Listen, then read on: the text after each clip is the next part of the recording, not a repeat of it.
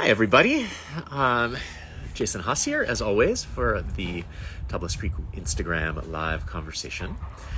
My guest this week is one of the real icons of California wine and of the California Rhone movement. I will be having Bob Lindquist of Lindquist Family Wines joining me in a couple of minutes, and could not be more excited to talk to him, not just about what he's working on now, which is super cool, but also on kind of the shared history that we have. He has a long connection back to the work that my dad and Jean-Pierre and Francois Perrins did to find this spot that would become Tablas Creek.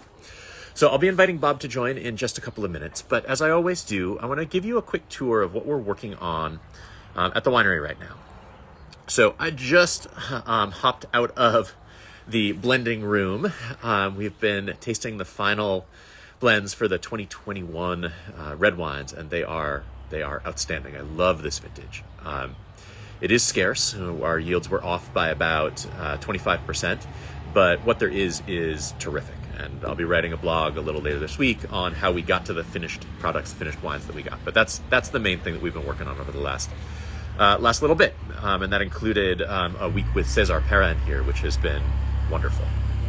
Out in the vineyard itself, we have been continuing to clean stuff up. So take a look. This is what a picture from the same spot from 2 weeks ago to today. So we've been mowing and mulching the cover crop that we didn't have a chance to get the sheep in to graze down. So we're trying to move away from tilling these rows. So we're instead mowing and then leaving them to kind of help protect the soil from losing too much moisture. In the vineyard itself, we have grapes that are really quite far out, like Syrah. The tops of the hill Syrah is even starting to see the first few flowers. Or another grape that's super far out is Grenache. Same thing, exuberant, out a 1.5 foot canes at this point. But we've also got some things that are not so far out, like this Roussan, which is out just a couple inches, or this Mourvedre that's kind of in the same place. So that's normal for this time of year. There's about a month difference between the earliest sprouting and the latest sprouting grapes. That will extend to 6 weeks to 2 months difference between the earliest harvesting and the latest harvesting grapes. So that's sort of what it is. One more picture, just kind of a general shot of what things look like. Beautiful, bright green growth in the vines, and spring. It feels like full spring. We've gotten a series of warm days. We haven't dropped down to near freezing in like almost a week. And we're hoping that we're out of the woods of the serious frost risk, though we know mid-May is sort of when we really start to relax. Okay, I'm going to stop sharing those pictures, and I am going to invite Bob to join me, and from the Verdad Lindquist Family Wines account. So if you do not yet follow them, you should. They share lots of cool stuff, both in Bob's work and then, of course, in Louisa's work for Verdad. Excellent. Hello, Bob. Hey, Jason. Just adjusting my camera here. There we are. Right. We would like to see your whole face, not just the top half. Excellent. Well, I am so happy to have you join me. And I gave a quick introduction. I'm not sure if you were listening when I did, but I always like to start my conversations with people by kind of asking them about their path into wine. Did you have wine like on your table growing up? Was wine something that you thought you would do as a career when you were, say, 20? Sorry. I've been Oh boy. I've been adjusting this. Sorry about that. The answer is no. I'll talk a little bit while I'm trying to figure this out here. Sorry about this. I want you to know that this is the first time I've done this sort of thing, this sort of Instagram Live. Is that okay? Yes, it's great. Okay. Anyways, my parents were both from the Midwest. They were from the Martini and Manhattan generation.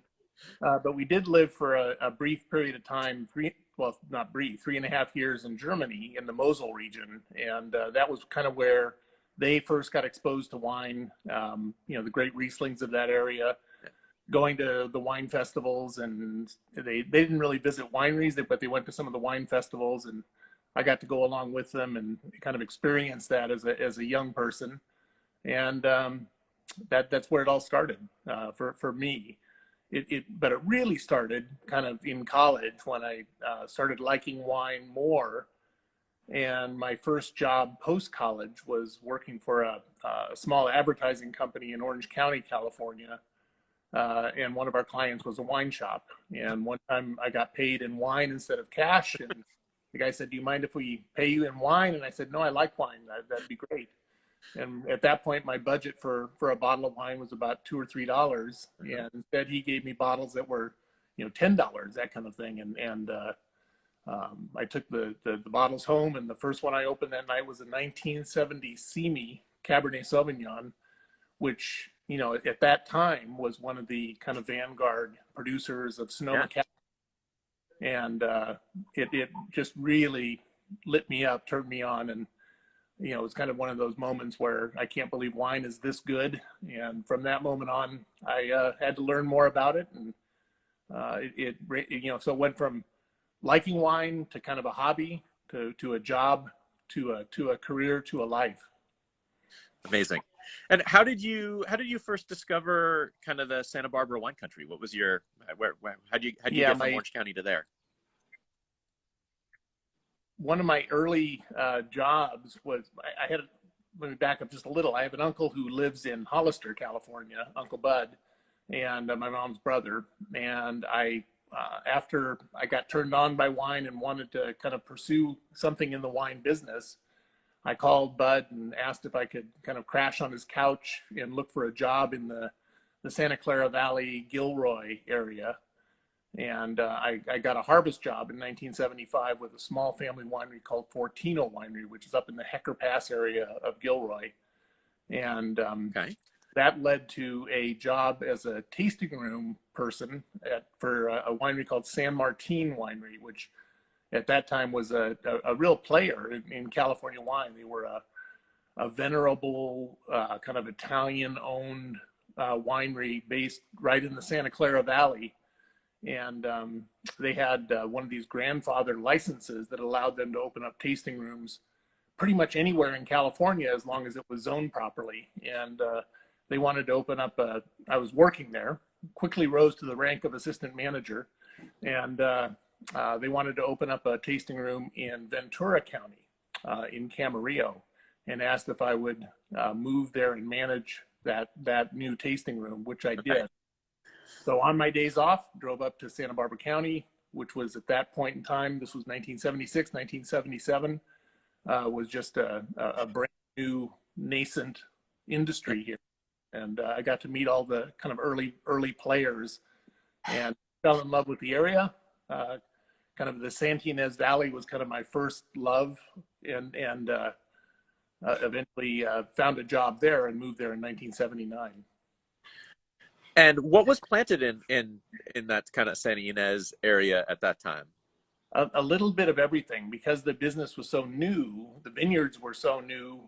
They were planting kind of whatever was popular in California. So Cabernet Sauvignon, obviously, Chardonnay, Sauvignon Blanc, Riesling, Gewürztraminer, Merlot. It was really kind of a shotgun approach to see what would work well and what would stick. And, Davis studies had been done, Fresno State studies had been done of the climate and soils of the area. And a lot of the recommendations were for early ripening varieties because of the climate here. But because Cabernet Sauvignon was king, people planted Cabernet anyways, and it really didn't do that well. There were no Rhone varieties being planted, back in the early days of Santa Barbara County. That came a little bit later. So talk about that. I think most people probably at least first got to know you through your work at Coupe, as one of the real pioneers of the Rhone Rangers movement in California. How did you come to find Rhones and decide that's what you wanted to focus on? And how did Coupe come about? Yeah, my first kind of real job in the wine business, if you will, was working for Zaca Mesa Winery. I started there in 1979, right before the harvest of 79. And my boss was Jim Clendenin, rest in peace. He was the assistant winemaker at Zaca Mesa. And the winemaker was Ken Brown. The enologist was Adam Tolmack. And we had a great staff. And we did a lot of blind tastings and just kind of educational tastings in-house. And one of our sources for wines that we loved to try was Kermit Lynch. And on my first trip to the Bay Area to call on some house accounts for Zaca Mesa, I visited Kermit Lynch's store, and Kermit got on his soapbox and started talking about Rhone varieties and how we shouldn't be planting Chardonnay, Pinot Noir, and Cabernet. What we should be planting is Marsanne and Grenache and Mourvèdre and Syrah. And he was right about that. He was wrong about Chardonnay, Cabernet, and Pinot Noir because obviously they're a home here too. But his point was that more needed to be done with Rhone varieties. And at Zaca Mesa, we believed, or we kind of grabbed onto that and planted, the first Syrah that was planted in Santa Barbara County. And it was a little bit of an offshoot of Gary Eberle's endeavors, because Gary had planted Syrah before that in Paso Robles, what is now referred to as the Estrella River clone, budwood that Gary got from UC Davis. Anyway, so we planted some at Zaca Mesa, and when I decided to start my own business, Cupé, in 1982, I wanted to focus on Syrah primarily, and then bring other Rhone varieties into the mix as I could. Cool. So at that time, I mean, this was in the mid 80s at this point? This was the early 80s. So I started Cupé in 1982, buying grapes from Gary Eberle, in fact. And so if Syrah came first, what were the other grapes that you had available to work with at that point?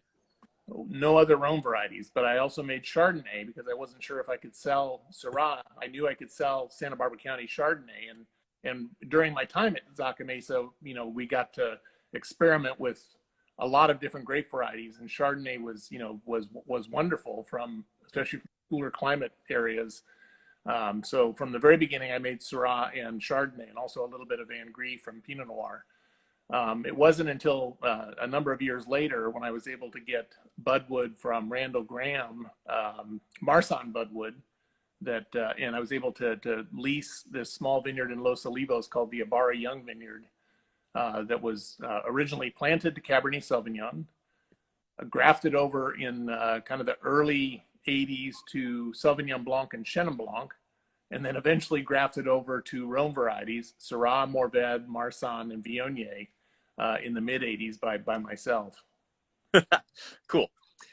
So it must have been sometime in that era, the late 80s, early 90s, that you first ended up coming across my dad and Jean-Pierre and François Perrin. Exactly. Can you talk about how that happened? Sure. Yeah. Your dad reached out to me because he knew of my experiments or production of Rhone varieties in this area, and they were very much interested in purchasing property somewhere on the Central Coast to grow Rhone varieties and kind of set up, if you will, a California extension of Chateau de Beaucastel. And so we arranged a get-together, and Jean-Pierre and Francois came with your dad to Santa Barbara County, met me at the winery in Santa Maria, and I drove them around basically all of Santa Barbara County, looking at different vineyard sites, talking about different climate areas and so forth. And they were very interested. And I remember driving by this one cutout where a road had been cut into the side of a hill, and you could just see the levels of Monterey shale and kind of sandstone rock that was exposed, and it was just it turned them on. They all looked at it and said, "Boy, that's great." And then it was like, is there any limestone around here? And it's like, well, there are some limestone deposits, but it's not common in Santa Barbara County, but there are some. And I think they came very close to purchasing some property up in the Ballard Canyon area, which Yep. is, I think, what is now Stoltman Vineyard. I think that was on their radar. And It was more than on their radar. That was like there were two finalists at the right, end. They were ending up deciding between that property and the one that we ended up buying here in Paso.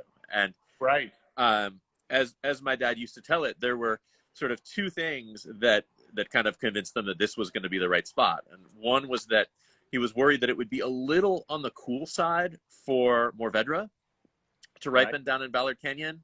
Particularly in that area, you got to remember this is also 30 years ago where the overall climate was cooler than it is now. That's right. And he was also worried that they would buy the property there and then not be able to get permission from Santa Barbara County to build a winery.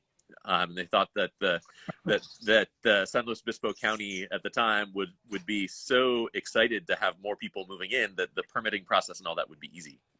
He was right on all those accounts. I do think that Mourvedre ripens, properly, but 30 years ago it was a gamble to plant Mourvedre in this climate zone where it was kind of much more of a sure thing up where you are at Tablas Creek currently. But he was right about the San Obispo, Santa Barbara politics of building wine during that period of time. In fact, when Jim Clendenin and I built the winery at Biennacido Vineyard, part of Biennacido Vineyard straddles both Santa Barbara and San Luis Obispo County. And the Miller family toured us around the Biennacido property to show us different areas where we could build a winery. And they said, if we do it on this side of the county line, on the San Luis Obispo County line, it'll save us $30,000 in permits, and we'll be able to do it 6 months faster. And we both raised our hands and said, let's do it on this side of the San Luis County line then. Cool. Yeah, that's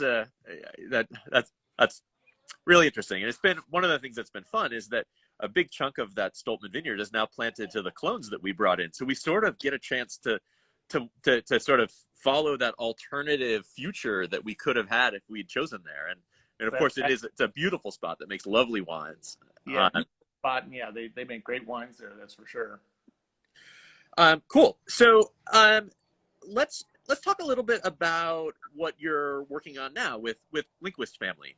Yeah. So how has kind of your view of either where you're getting fruit from or the mix of varieties, how has that evolved over the last couple of decades, and what are the things you're most excited about now?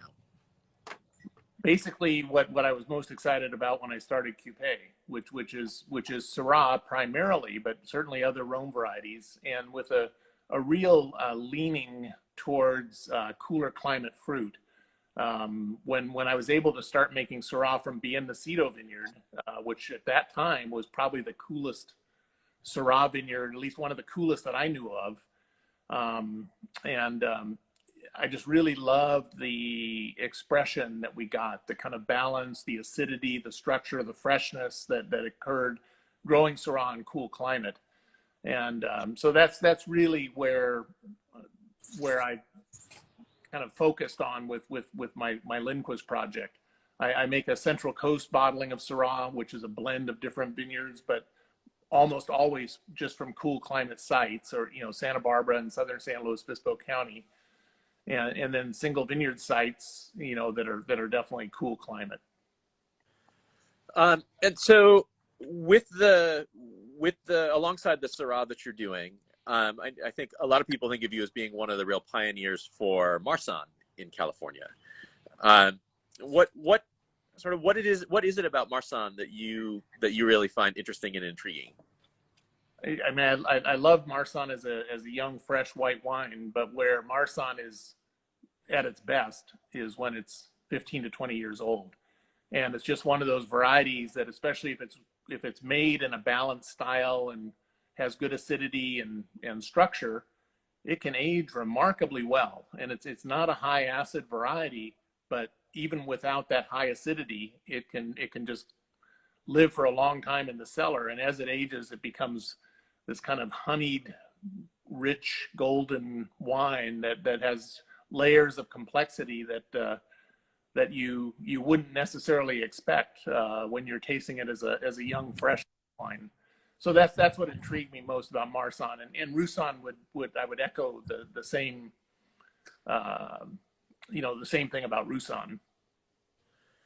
That I think that is one of the things that's maybe a little bit of a misconception that a lot of people, even in the wine trade, have, is that only high acid whites are candidates for the cellar. I mean, there are certainly plenty of high acid whites that are terrible at aging. It just happens that there are a couple of good ones, but it seems to be something else. I don't know if you've identified what it is about certain white wines that give them the ability to age and not others, but I don't. It's not just acidity, to be sure. Yeah, no, it's kind of one of those things, Jason, where I just say I don't know how it happens. I just know that it does. One of those things, like, just don't question it. Just go with it. And I've talked to my colleagues in the Rhone about Syrah or Marsanne and Roussanne, and they kind of echo the same thing. It's just like, well, we don't really know why, but we just know that it does. Yeah, I mean, I know that the Perrins have at various points sent Roussannes at all sorts of different ages off to labs to try to analyze what's exactly happening in that kind of crazy life pattern that they have, where often they're sort of youthful and juicy and appealing when they're young, and then they go into this hollow after some number of years, 5-10 years, where they're tasting kind of heavy and tired. They taste a little oxidized, and then they come out the other side and become something else that's magical and beautiful. And their color gets lighter again, and they taste fresher, and they actually show as having less dissolved oxygen in them, which should not be possible. Right. But like, they can't explain it either. Yeah, I've had older bottles of Rhone whites that I've decanted, and they're golden when they go into the decanter, and as air mixes in with the wine, the wine actually starts aging in reverse and become lighter in color. And yeah, it's pretty amazing. And it doesn't happen all the time, but it happens often enough that you know that it's real with those varietals. I'm always horrified to think of the number of really beautiful bottles of white Rhones that people open in that middle period, and they're like, oh, this is a little oxidized. I better open the next bottle to see how that is. Oh, this is a little oxidized too. I better open and drink all of these before they go bad. Yeah. It's kind of horrifying. Yeah, exactly. So we just saw each other at Hospice du Rhône, which was back after a 4-year hiatus. I mean, 2 years because it's always 2 years between Hospice du Rhônes, and 2 more years because of COVID. What was your feeling being back out and pouring wines and talking to people? It was wonderful. It was first of all, it was a beautiful weekend in Paso Robles. The weather was perfect. I mean, except for the fact we didn't have rain, which would have been even better. But, perfect in a different way. Yeah, but just to see a lot of friends who I haven't seen in 4 years, especially those who came, made the trip over from the Rhone to Paso Robles. So that was great. And then a lot of the kind of consumers and press, and a lot of those who I haven't seen except maybe by Zoom, over the last few years. So it was just great to be back and have an event like that is so enthusiastically attended. And certainly it's with people who were already mostly converted to being Rhone lovers, but there's always new people that I meet that we convert. It's like I say with Roussanne, we gain Roussanne customers one at a time, or Marsanne one at a time, and that's kind of one of the great things about Hospice du Rhône is you meet those potential customers. It's the only event that I participate in where you have people walk up to the table and say, "So did you bring your Vacarez? Like, so did you bring your Picpoul?" Like, it's not the "What's Picpoul?" or "What's Roussanne?" That we get at a lot of other kind of more maybe mass audience events. It's a revelation, like feeling like you're among your own kind at an event like Hospice. Right. That's for sure. So, do you have any fun stories about riding around with my dad and Jean-Pierre and Francois? Well, just that they were so engaging and engaged with what was going on in in this area. They just really, and I think one of the funny things that we did was we had two lunches together. One day we had sushi together, and your dad loved it because it's like, oh, we can eat healthy. And then the next day, or it might have been the reverse, we had tacos together at kind of a greasy taco place in Santa Maria, and Jean-Pierre and Francois loved it, and your dad ate it, but I don't think he was too thrilled with the choice. But other than that, it was just for me. I mean, these were kind of legendary figures. I was still relatively young in the wine business at that point, and your dad had carved a reputation, and certainly Chateau de Beaucastel was one of the more famous, wineries in the Rhone Valley. I have these three people in my car, so interested in what was going on here, and not just for their own education, but to establish to make a huge investment and establish a business in this area. It was a a really important moment for me, and a really important moment for them. And it was also, I think, sort of a landmark moment in the Rhone movement in California. You think of where things were before that. I mean, how many Rhone producers would you say there were in 1985 in California? Like a dozen, maybe? Yeah, maybe a few more, but not that many more. The kind of promotional group called the Rhone Rangers had started just before that time, and we had a couple gatherings of kind of casual gatherings of Rhone Ranger producers, and there were maybe a dozen, maybe 15 there, but there certainly weren't very many, and that was definitely at the kind of watershed moment for Rhone varieties, and kind of critical to the Rhone movement was their commitment to doing what they did right there at Tablas Creek. And I feel like it also had a real impact on the development of the Central Coast, because I mean those early Rhone Rangers, I mean it was scattered. There were a few up in the North Coast, a few in the Sierra foothills, a few in like Contra Costa, or a few in like Santa Cruz, and a few down in Santa Barbara County. But there wasn't really a center. And I think between like the Santa Ynez, Paso area, that really is the center for Rhone production in California. And it's not that it's the only place where it does well. It's not that it's the only place where it's grown, but it is sort of the center of gravity in a way that just like there was nothing like it before. That's right. Yeah, no, it has turned out to be definitely the Rhone zone in California, and I think our climate here, and the fact that we are further south and don't get a lot of rain during the harvest season like they can up in the North Coast, it allows us to grow late ripening varieties in cool climate conditions that consistently get ripe. When we first worked with when we first decided to graft some Syrah at the Biennacido vineyard, I was concerned that it wouldn't get ripe, and it's gotten ripe every year. Every year, there's not been one disastrous vintage. There have been better vintages. There have been vintages that have been really late. There have been vintages that have been picked at a little bit lower sugar, or those warmer years where it's picked at a little higher sugar, but it's ripened every year. And there have been years where we've had to pick all the way into the second week of November, just because wasn't ready. And that's not that much of a risk down this far south. That's right. But I know the Perrins were like, they were horrified that like more than half the crop was still out on October 15th in 2011.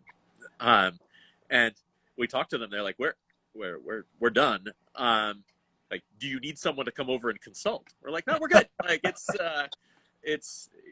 is developing in the way that it should. We got a little bit lucky in that there wasn't an early rainstorm in 2011, but like you can pretty much count on having good weather into mid-November this far south, which is a huge luxury because as you noted, this is not a particularly warm climate. I mean, people are surprised to learn that we're cooler on average than they are at Beaucastel, and we pick the same grapes on average about 10 days later than they do.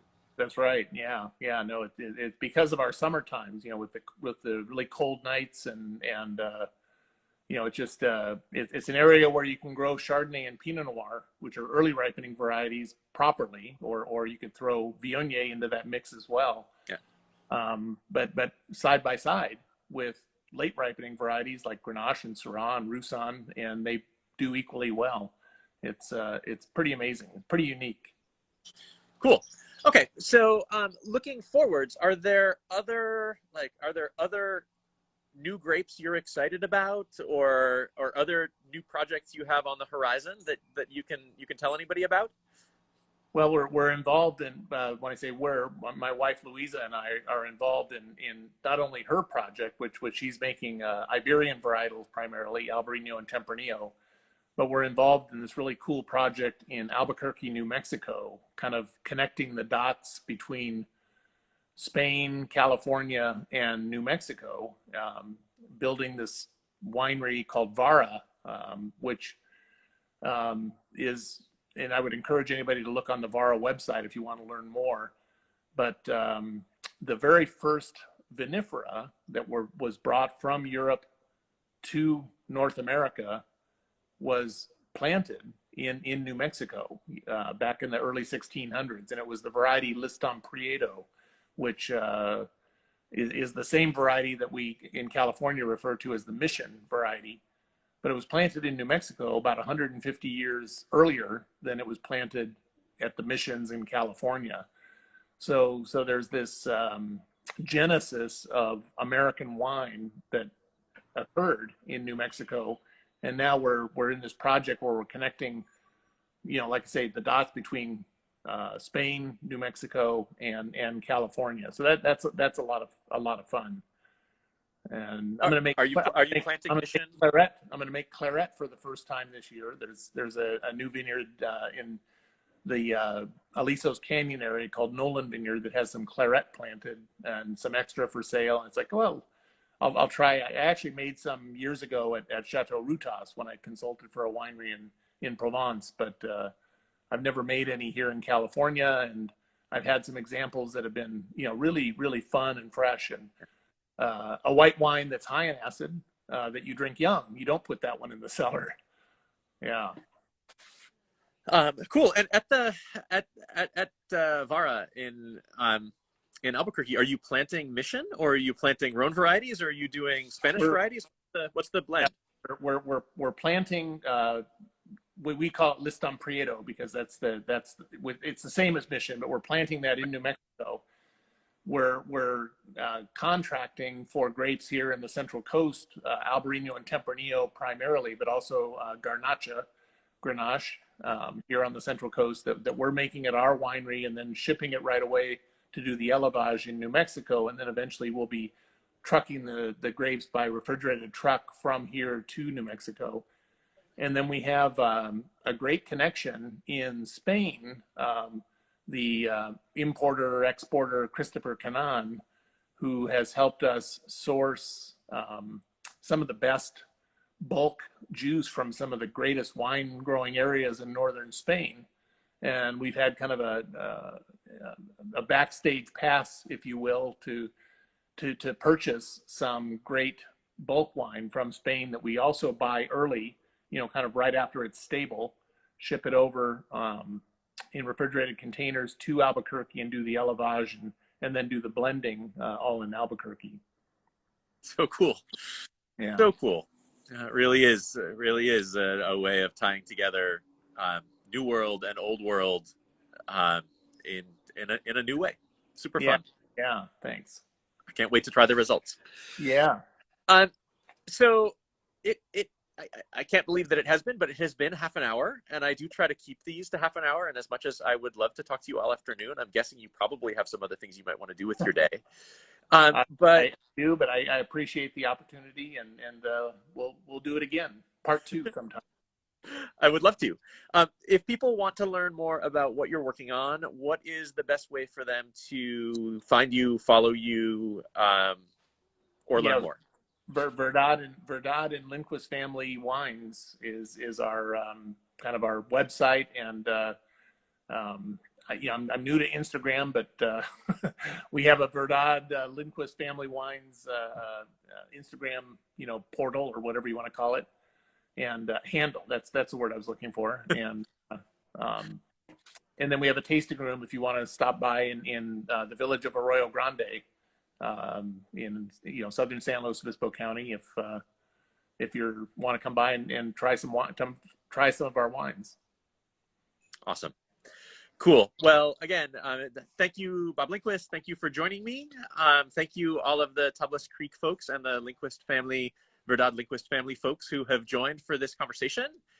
I so enjoyed it. And I appreciate your time. Thank you, Jason. All the best. You're welcome. So I'll be back in 2 weeks with another update, and with my next guest, who is Dr. Jamie Good, who is a really terrific wine writer and consultant, who is also deeply involved in the regenerative wine movement in England. So Jamie will be joining me 2 weeks from today. Meanwhile, I hope that you are all well, and look forward to seeing you soon. So thanks for joining me, and thank you again, Bob, for being a part of this.